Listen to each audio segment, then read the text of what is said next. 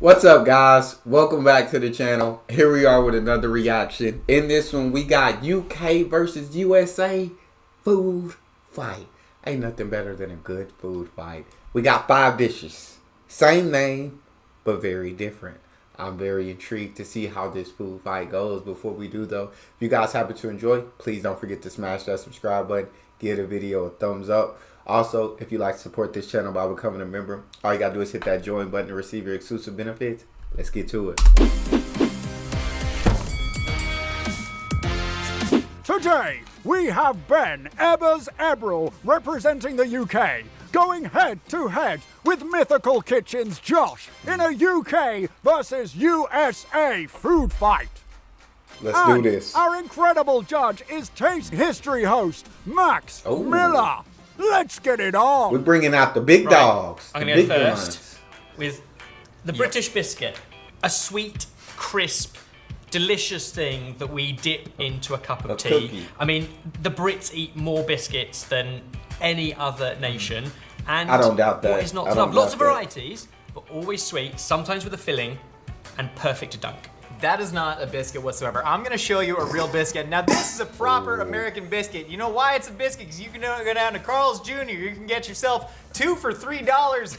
And also biscuits, deep history of tradition in the South. This is like a relatively American invention. Would y'all call it like a plain scone?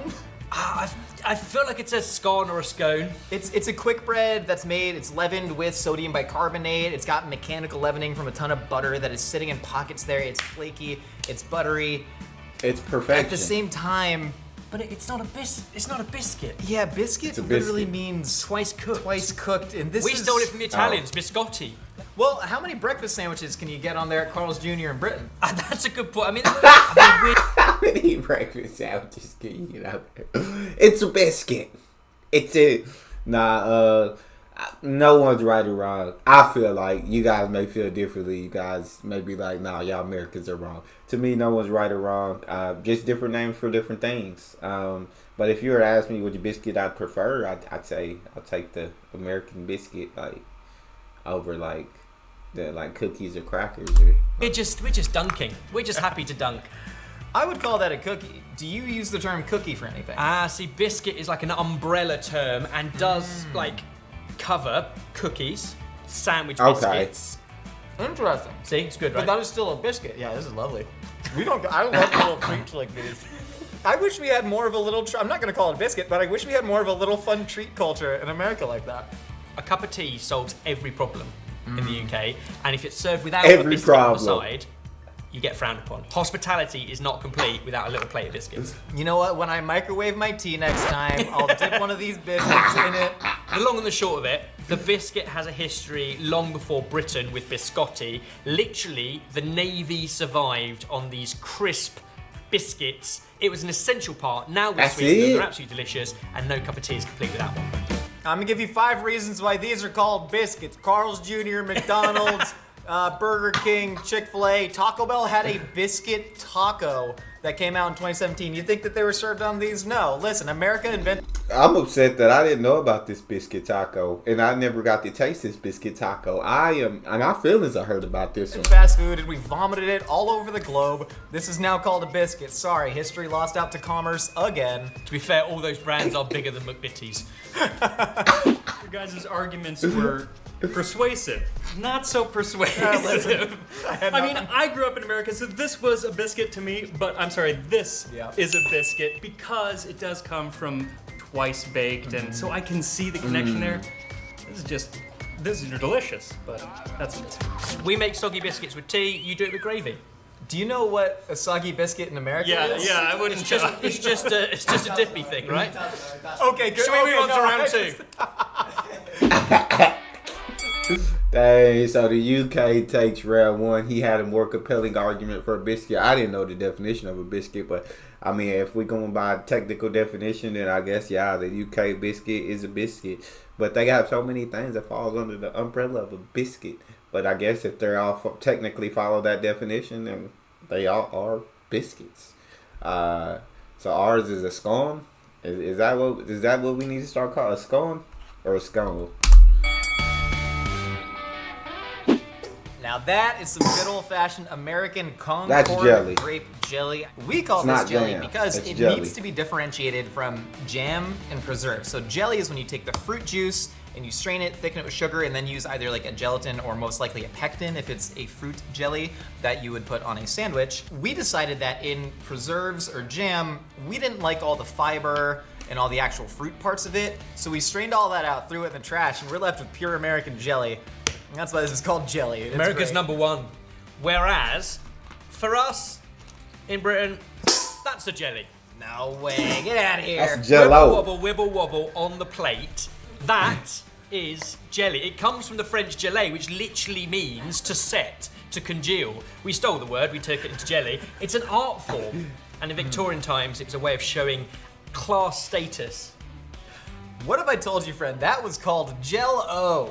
Jelly! Because literally all of my arguments for the American versions of things are just gonna be, we may not have invented capitalism, but we sure perfected it, and especially in the food space. Because Yeah, literally, it's hard to argue when we're going by technical definitions. Cause I mean, the UK, Britain, England, whatever you want to, it was around way before the United States was, and so they came up with all this crap beforehand, or they took it from other things beforehand. So their stuff, I guess, is gonna be more technically fall in that category as the us.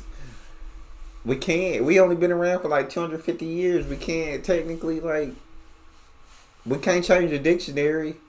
So, but this is jelly. That's Jell-O. This is jelly. Jell-O is a name brand product started in 1897 in New York, and it was very much this like hopeful, we've used science to conquer God, we can now gel all our food and it can be in your own home. It is no longer a point of status to make jellies, which is why Jell-O shows up in all of these like 1950s space race era recipes, because we democratized these formerly elegant and erudite and aristocratic processes. So that is now called Jell-O. Jell-O brought this to the masses and they should earn it. I mean, it's a fair point. I feel like, sweet or savory, jelly is always going to be this and not that. What do you call this? Do you have a name for this where you strain out all of the fruit parts? That's a jam. That's a jam, but a Because jam. you're jamming in as much fruit as you possibly can to preserve it. We don't have grape jelly.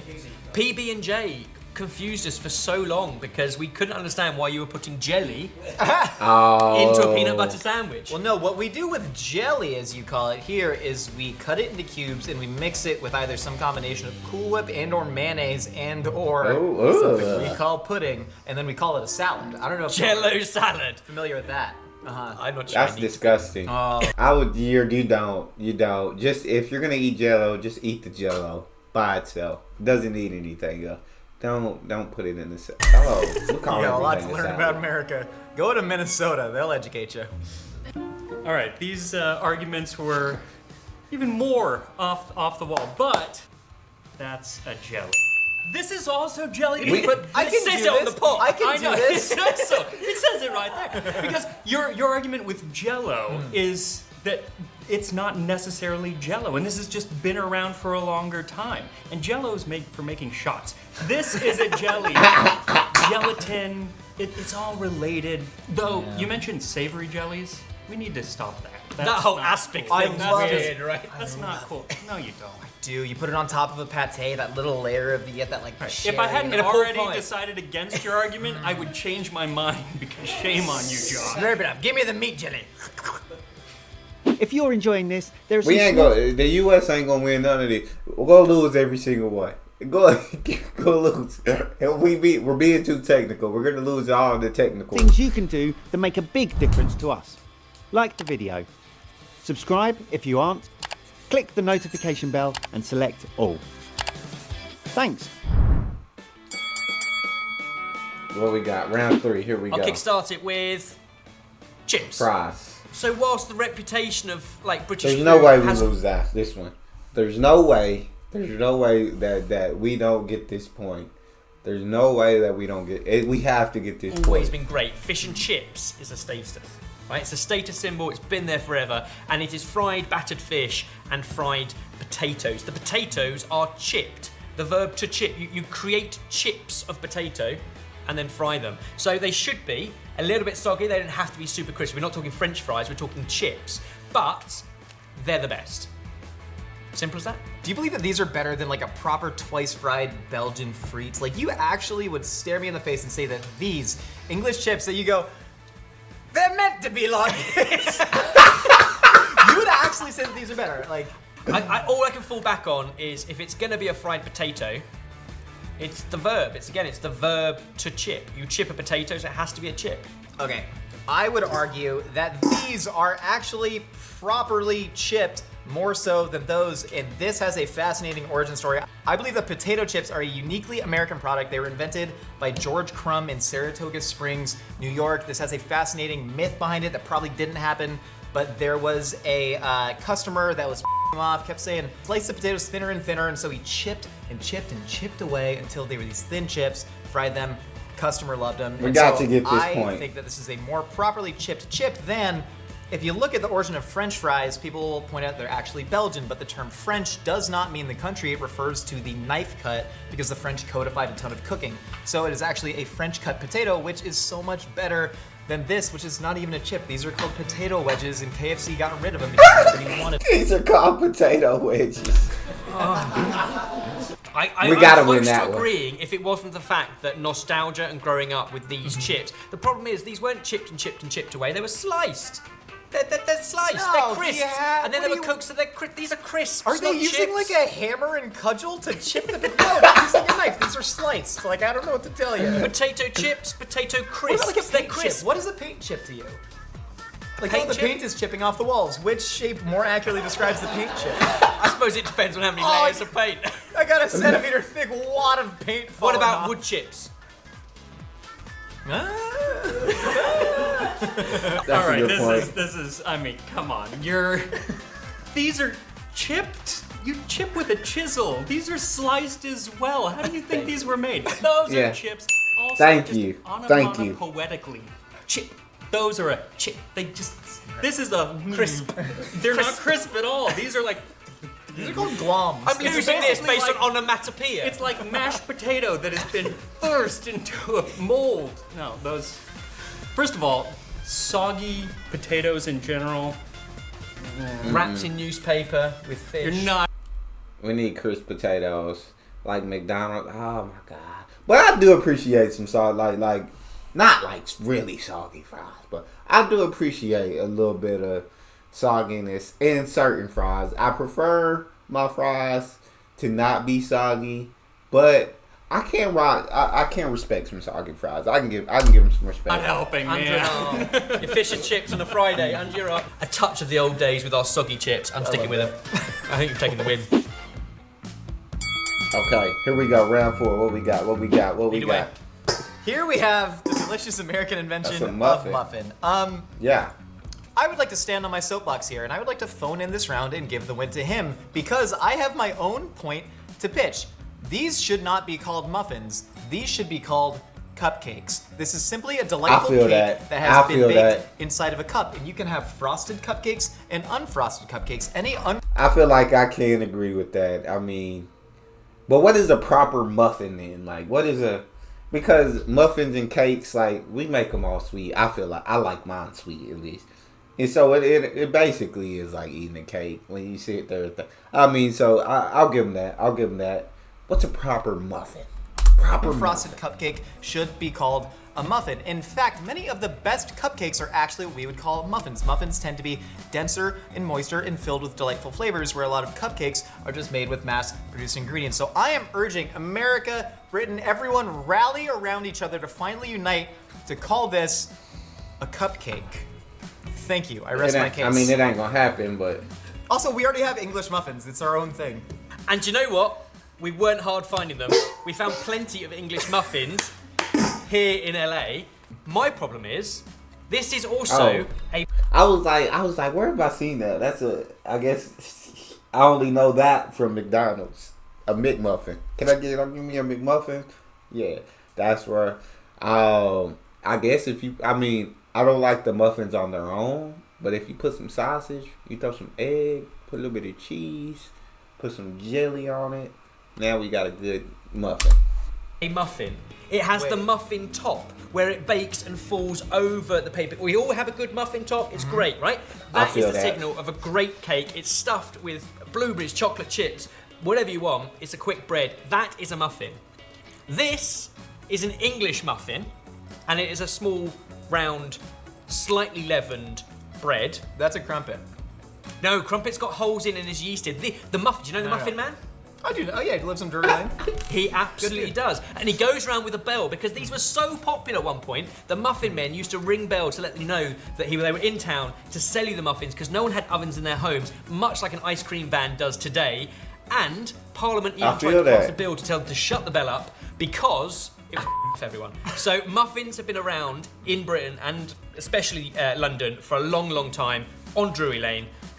That, however, is a sweet muffin, and I'm also here for it. America invented the English muffin. Samuel Thomas in New York, of Thomas English Muffins, invented it and initially called it the toaster crumpet. As I say again, these are crumpets, despite them not looking the same or being cooked the same at all. That's what he tried to market them as. Every American said, "What the hell is a crumpet?" And he said, "You know what a muffin is?" And they said, "Like maybe." And he's like, "It's the English muffin." And so that is how English muffins were invented in America.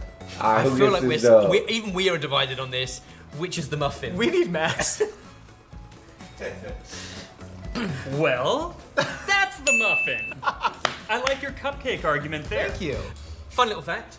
We went to school 1 mile down the road from Little Moffat's house.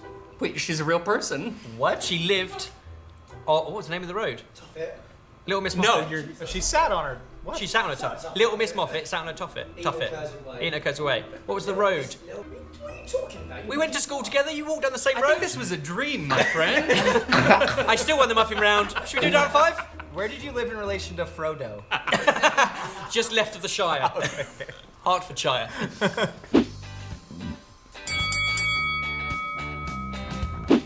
Last one.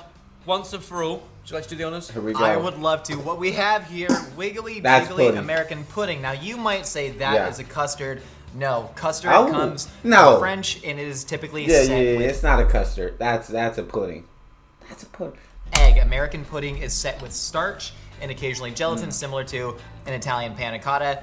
I don't even know what's under there because y'all got 90 different things that you could have put under that they're Facts. nice. But for us, Facts. we have cups of pudding and they are delightful. You can put rice in it, you can put tapioca in it, but at the end of the day, it is dairy that is thickened with some form of starch. And therefore always sweet. Yes, pudding, screw it. Pudding is always sweet. Because it's the sweet savoury thing that confuses me.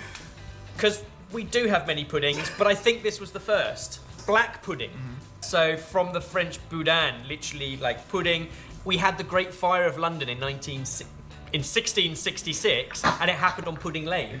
And Pudding Lane was where there was a tranche of, or a road, a track down to the Thames, and all the butchers would throw their offal out, and it would make its way down to the Thames. It's all about offal, and this is blood pudding, blood sausage, and that is one of our many puddings. What's like a delicious sweet treat you eat after a savory meal? That can also be a pudding, perhaps steamed, but it is sponge-based. But like pudding is an event, right? Like, oh, we'll take pudding. What are you having for pudding? Pudding can also be an occasion, correct? Or it can be a souffled egg, flour, and milk mixture if you're from Yorkshire. Or it could, in fact, just be the basin that you cook the pudding in. Or you could make it from suet. We have suet pudding too. That's kidney fat, right? Yes. I feel like I know the British. You guys will say like put a lot of foods under one umbrella, and like so many different forms of pudding, and so many different forms of biscuits. Like a lot gets put under one umbrella. I feel like. But this is the one I'm putting forward. This is the original. This is black pudding, offal based. The Romans were making this stuff. Like it's ancient old, and here we are still enjoying black pudding. The Romans wasn't calling it pudding. You know, the Romans were calling it whatever they called it. Like, I understand the etymological Something in angle. Latin, I imagine. And so I respect it, but to me, the definition is way too wide-ranging for it to be meaningful outside of that specific in-group in the culture. This is pudding. Slangcha. Oh. I have to stop this right there. I can't go on anymore. All right, before I make my decision, I have some questions. Uh-oh. Okay, so a haggis is a pudding. But so is offal, steamed offal. So this is. so is a steamed pudding that you'd have at school lunch. Yep, with treacle on top. Yeah. Yeah. What would you call a sausage? I mean, a sausage is a sausage, right? But how is a sausage very different from a black pudding? This has blood, which counts as offal, and therefore the butchers were getting rid of it down the track through pudding laying. But some sausages have offal in them as well. I go to a baseball game and I'm eating tubes of pudding inside my hot dog bun. I didn't know that. Yeah. I think because you got just too many uses for the word. Yeah, we've confused ourselves. We're gonna go with this is pudding. Though I do like We'll take that when English people say, I want some pud. Pud. I do enjoy that, regardless of what they actually mean. If someone came up to me and said, I want some pud, I would think they were asking for something real It different. depends on where they come with a wink. Pudding. Excellent. Well, you're the official adjudicator because you know everything when it comes to food and history, which is why Max is awesome. We're going to do some other videos with Max on the channel as well. Keep your eyes out for that. But a massive thank you, Josh, for competing in British versus American food terms. Are we any the wiser? This was fun. Comment down below. This was fun. So it looks like the UK take the win. They were more right on the food names, and only by a point. But y'all let me know what y'all thought about that video. If you enjoyed, don't forget to subscribe, give the video a thumbs up, and check out the next one. I'll see y'all next time.